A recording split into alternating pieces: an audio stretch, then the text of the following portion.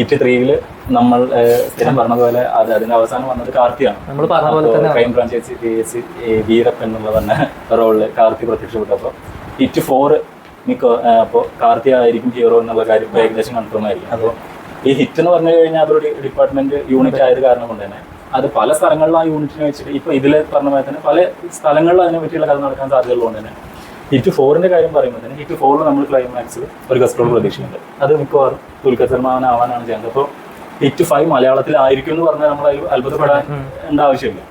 അങ്ങനെ വരട്ടെ. അത് ഓൾറെഡി അതിൻ്റെ ഹിറ്റ് 7 വരെ അവർ പ്ലാനിലുണ്ട് പറഞ്ഞിട്ടുണ്ടായിരുന്നു. അപ്പോൾ എന്തായാലും ഒരു മലയാളം സംബന്ധിച്ചിടത്തോളം നമുക്ക് ദുൽഖറിന്റെ ഒരു പടം, അതും അത് പാൻ ഇന്ത്യൻ റിലീസ് ആണെങ്കിൽ എല്ലാ ഭാഷയും ദുൽഖറിന്റെ ഡബ് ചെയ്ത് കൊടുത്തു. ദുൽഖർ ഇപ്പോൾ ഒരു ആക്ടറും കൂടിയാണ്. ശൈലേഷിനെ സംബന്ധിച്ചിടത്തോളം അദ്ദേഹം ഹിറ്റിന്റെ മോളാണ് കൂടുതൽ വർക്ക് ചെയ്യുന്നത്. ഇപ്പോൾ സൈന്ധവ സിനിമ ഹിറ്റ് അല്ലാതെ വന്നെങ്കിലും ഹിറ്റ് സിനിമകളുടെ ഡയറക്ടറാണ് ഡോക്ടർ ശൈലേഷ് പോലാൻ എന്ന് പറയുമ്പോൾ നമ്മൾ ഇതായി. അപ്പോൾ അതൊരു സിനിമയാണ്.